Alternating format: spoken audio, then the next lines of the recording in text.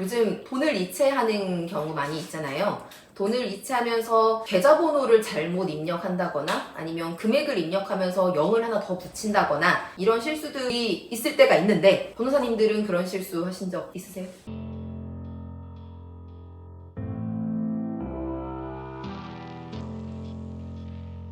저는 계좌번호를 잘못 적은 적은 한 번도 없었는데, 왜냐면 어차피 이름이 보통 뜨니까요. 그렇죠. 네. 근데 이제 금액을 잘못 보낸 적이 있었어요. 어머니께. 더 많이? 더 많이. 0 하나 더 붙여서? 0은 아니고 어. 왜 두 가지 금액을 막 생각하고 있다가 모르고 더 큰 금액을 보낸 거예요. 이거는 이제 달라고도 못하고. 근데 여차저차 해가지고 다른 원인 때문에 엄마가 이만큼 더 돌려주면 되겠다. 그러니까 이거는 네가 수고했으니까 네, 더 네. 받아도 되는 거니까 이렇게 네. 말을 해가지고 저번에 받았던 적이 있었습니다. 죄송합니다. 문 변호사님 있으세요? 저는 뭐 이런 경험하진 않았는데 주변에서 사실 좀 보는 경우들이 있고, 그러니까 직접 아는 사람들은 아니고, 예를 들면은 자주자주 누군가한테 송금을 해야 되는 분들 같은 경우에, 예를 들면 이런 뭐 유튜브 방송도 역시 마찬가지입니다. 외부 인력 출연시키면은 그 사람들한테 그때그때 출연료 지급을 해야 되잖아요. 네. 뭐 출연료가 사실 소액인데 소액을 막 0 하나만 더 붙여도 굉장히 고액이 되기 그렇죠. 때문에 실수로 그렇게 막 바쁘게 막 보내다 보면 그렇게 보내는 경우들이 있더라고요, 간혹. 그렇죠. 그러니까 이런 식으로 타인 계좌에 돈을 잘못 보내는 행위를 차고 송금이라고 합니다. 차고 송금이 이루어지면은 이 돈을 반환받아야 되잖아요. 네. 어떻게 반환받을 수 있을까요? 먼저지 은행에 연락해가지고 그분께 반환 의사가 있는지 여쭤볼 수 있겠죠. 근데 이제 그냥 보내주고 원만하게 합의하면 문제가 없을 텐데 꼭 이제 안 돌려준다고 옥리를 부리신 분이 네. 있죠. 네, 근데 네, 있을 네. 수 있어요. 네, 충분히. 그럴 수는 있죠. 내 통장에 들어가니까 내 돈 아니냐 이렇게 생각할 수 있는데, 이 경우는 이제 법률상 원인 없이 돈을 받은 것이기 때문에 이것은 부당이득에 해당합니다. 그래서 네. 뭐 금액이 만약에 더 크다, 그러면 당연히 소송을 통해서 부당이득 반환 청구 소송할 수 있고 승소 가능성도 꽤 높은 편입니다.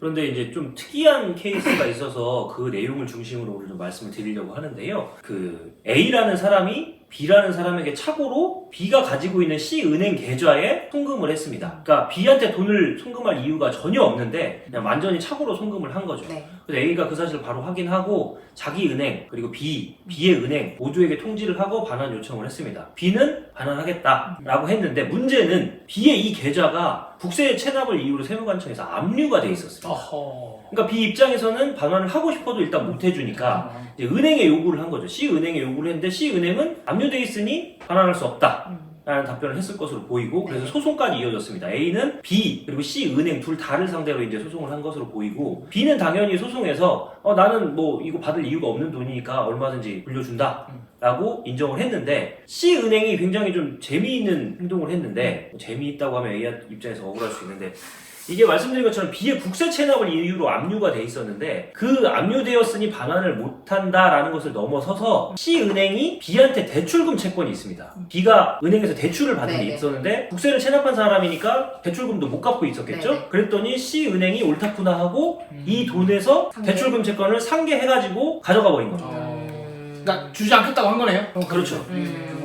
뭐 은행 입장에서 충분히 할 수 있는 선택지였던 것 같아요. 차고 송금을 한 경우에는 당연히 부당이득 반환 청구를 할 수 있는 것인데, 계좌에 선행 압류가 되어 있다라면 반환을 거부당할 수 있다, 이런 취지인 거잖아요. 네, 이 사건 이전에 이미 대법원에서는 예를 들면 이런 차고 송금의 경우에 은행이 반환을 거부할 수 있는 몇 가지 요건들을 판단을 한 적이 있습니다. 네. 그 내용 중에 보면 예를 들어서 송금을 받은 사람이 내 계좌에 돈이 늘어났으니까 늘어난 거를 담보로 해가지고 새로운 대출을 일으킨 경우, 이런 경우는 은행이 선의의 피해자가 될 수 있기 네. 때문에 반환을 거부할 수 있는 거고, 네. 또 제3자에 의해서 이미 계좌가 압류되어 네. 있는 경우, 이 경우 반환하지 않아도 된다라고 하는 법리가 있었는데, 이 경우가 이제 제3자에 의한 압류죠. 제3자에 의한 압류인데, 문제는 이제 그 차고 송금된 금액이 한 1억 원 정도인데, 압류된 그 과세, 미납 과세가 한 1,500만 원 정도였습니다. 그건 어쩔 수 없는 거고 이제 그럼. 그런데 네. 은행 입장에서는 1억 원 전부에 대해서 상계권을 행사해가지고 자기 대출금 채권이랑 상계를 해버린 거예요. 그러니까 이거에 대해서 이제 다툼의 과정에서는 항소심, 이 사건이 대법까지 갔는데 항소심에서는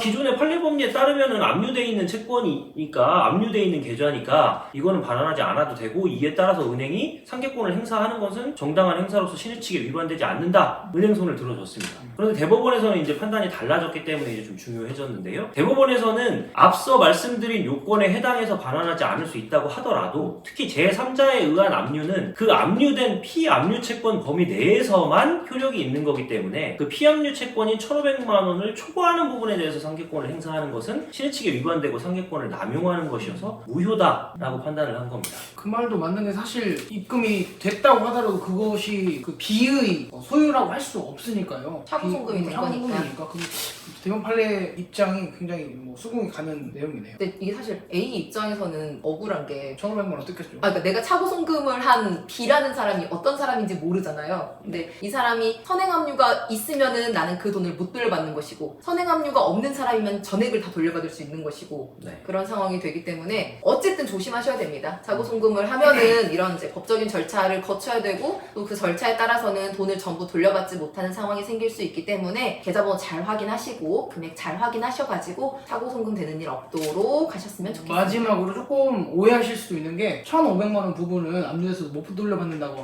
우리가 이렇게 얘기를 했잖아요. 근데 사실 그 차고송금만 금액에서 1,500만 원을 못 돌려받는 것이지 B한테의 채권은 계속 남아있는 것이죠. 그렇죠, 그렇죠. 네. 네. 그렇죠. 그러니까 받을 어떤 수- 형태로든 나중에는 네, 받을 수 네, 있지만 지금 당장 내 돈을 바로 반환받을 수 없다. 그렇죠. 이런 의미이긴 합니다. 네네.